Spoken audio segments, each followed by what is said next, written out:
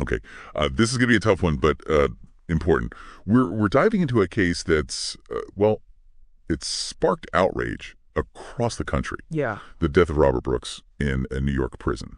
Now, you might have seen the headlines, Sure. but we're going deeper, way deeper than the news reports, to really unpack what happened in this case, why it matters, and what it reveals about the system itself. Absolutely. I think what makes this case particularly disturbing, even beyond the headlines, is that we have footage.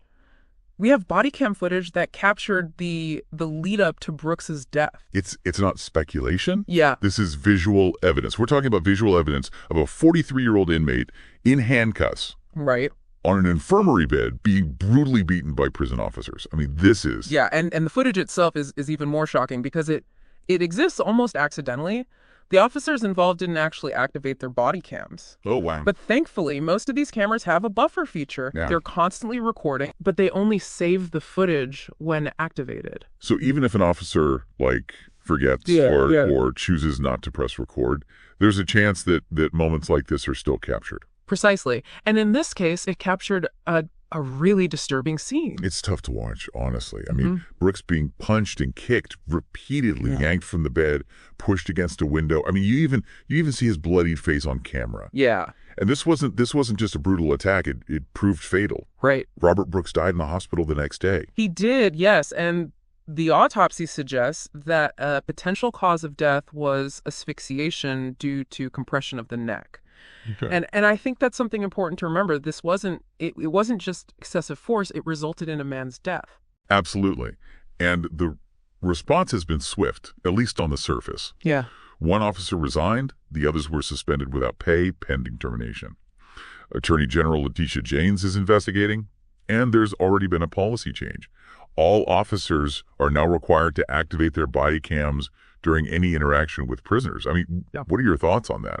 On the fact that this policy wasn't already in place? It feels reactive, right? Like a tragic incident occurs and then we scramble to implement safeguards. So it raises some serious questions about why these measures weren't considered, essential before. And this investigation, it could lead to criminal charges against the officers involved. Of course. But I think it also opens the door for a much broader inquiry into the prison's practices and the oversight or lack thereof. Yeah. And what about Robert Brooks himself? I mean, he was serving a 12-year sentence Right. for first-degree assault. Right. Yeah. His family is demanding justice, saying, quote, "No one should have to lose a family member this way." It's hard to even imagine their grief. Absolutely. I think this case is a really stark reminder that behind every headline, behind every statistic, are real people, families, Yeah. deeply impacted by these events. Their demand for answers is completely justified. Absolutely. This case goes beyond one tragic incident, though, right? I mean, it makes you wonder about the culture within Marcy Correctional Facility itself. This isn't happening in a vacuum. And the report by the Correctional Association of New York, I think, is particularly illuminating. They found complaints of what they call rampant physical abuse at Marcy.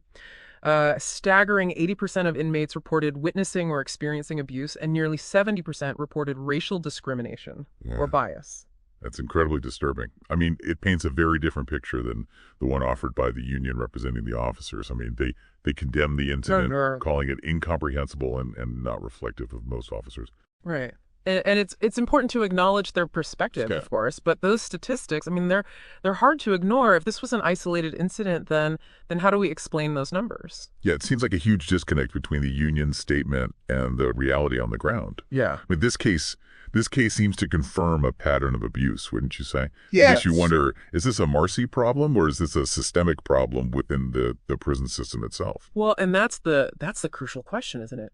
This case forces us to consider, how do we ensure the safety and humane treatment of all inmates? What role does technology like body cams play in accountability and transparency? And we see this pattern time and time again, right? In the way that prisons are funded, the lack of oversight, the culture of silence around abuse. So what does all of this mean for us, the people outside these walls? I I think it challenges us to think critically about how justice is served and whether it's truly blind. We have a responsibility to examine these issues, to advocate for a system that upholds the dignity and the rights of all individuals, even those behind bars.